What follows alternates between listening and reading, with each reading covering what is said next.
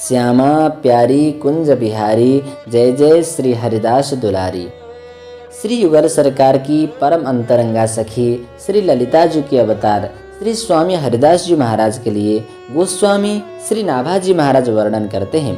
गान कला गंधर्व श्याम श्यामा को तोषे, अर्थात श्री स्वामी जी महाराज गान कला में गंधर्व थे।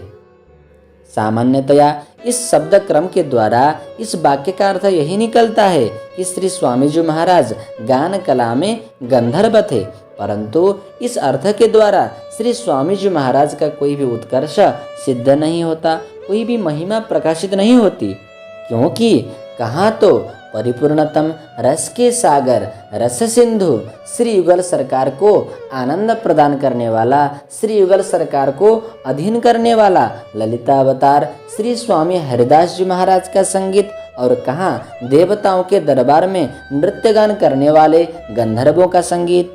इन दोनों में महान अंतर है।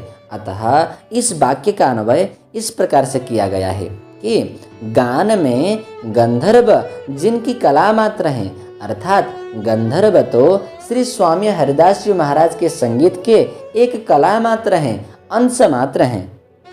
श्री स्वामी हरिदास जी महाराज पूर्ण संगीत कला सिंधु हैं और गंधर्व उस संगीत समुद्र की एक तरंग मात्र हैं। अतः इसी अर्थ को प्रकाशित करने के लिए गोस्वामी श्री नाभाजी महाराज श्री स्वामी जी महाराज के लिए कहते हैं गान कला गंधर्व। साथ में संगीत सम्राट तानसेन भी श्री स्वामी जी महाराज के ही शिष्य थे। प्रसंग इस प्रकार से है। तानसेन प्रथम तो ओरछा के राजा श्री राजाराम बुंदेला के दरबार के प्रधान गायक थे। इनको दीपक राग सिद्ध था। दरबार में इनको बहुत बड़ा सम्मान था, अतः अन्य दरबारी गायक इनसे ईर्ष्या किया करते थे। एक दिन सब ने मिलकर एक षड्यंत्र की रचना की कि राजा से कहकर तानसेन जी से दीपक राग गवाया जाए। तानसेन जी दीपक राग गाना तो जानते थे, परंतु इसकी शांति में मेघ मलार राग का सिद्ध होना परमावश्यक था, वह इन्हें ज्ञात नहीं था। दीपक राग गाने के पश्चात बिना मेघ मलार राग गाए गायक के शरीर में जलन होने लगती है, जिससे वह तड़प तड़प कर शरीर छोड़ देता है। ओरछा नरेश श्री राजा राम जी इस रहस्य को तो नहीं जानते थे, अतः उन्होंने गायकों का प्रस्ताव स्वीकार कर लिया एवं एक बहुत बड़े संगीत सम्मेलन का आयोजन किया और उस सम्मेलन में तानसेन से दीपक राग गाने का अनुरोध किया गया।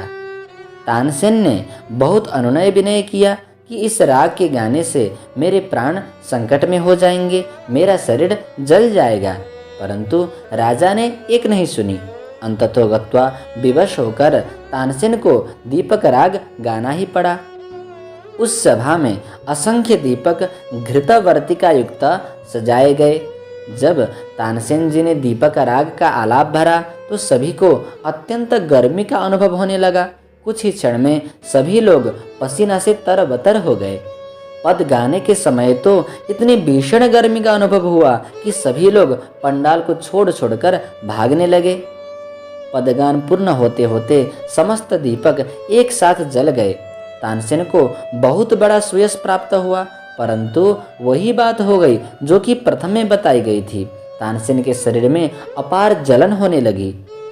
विविध औषधियों का शरीर में लेपन करने पर भी शरीर की जलन शांत नहीं हुई।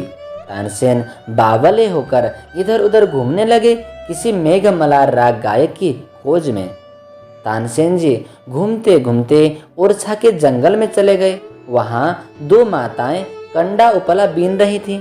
इन्हें देखकर एक ने कहा कि यह तो दीपक राग से जले हुए से प्रतीत होते हैं।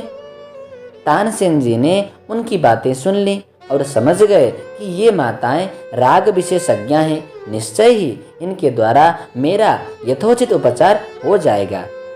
अतः उनके समीप जाकर तानसेन ने मेघ मलार राग गाने की विनती की। तब उन दोनों माताओं ने मेघ मलार राग का गायन किया। तत्काल ही आकाश में मेघ गिरा आए और बड़े जोर से वर्षा होने लगी। शरीर की जलन शांत हो गई। तानसेन ने उन दोनों माताओं के चरणों में पड़कर मेघ मलार राग की शिक्षा देने की प्रार्थना की। उन्होंने कहा कि इसके लिए तुम्हें श्रीधाम वृंदावन में विराजमान श्री स्वामी हरिदास जी महाराज की ही शरण ग्रहण करनी होगी। विश्वास करो, उनके कृपा कटाक्ष मात्र से तुमको समस्त राग रागिनियां सिद्ध हो जाएंगी।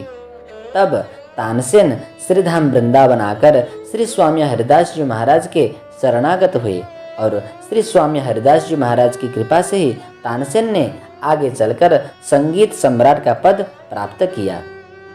पुनः प्रसिद्ध गायक बैजू बाबरा भी श्री स्वामी जी महाराज का ही शिष्य था, जिसने तानसेन से भी बढ़कर स्वर सिद्धि प्राप्त की थी और सदा श्री कृष्ण प्रेम में मतवाला रहता था। जब श्री स्वामी जी महाराज के शिष्य ही संसार में संगीत सम्राट के पद से विभूषित होते थे, तब श्री स्वामी हरिदास जी महाराज के संगीत के विषय में कहना ही क्या है। जय जय श्री राधे श्याम।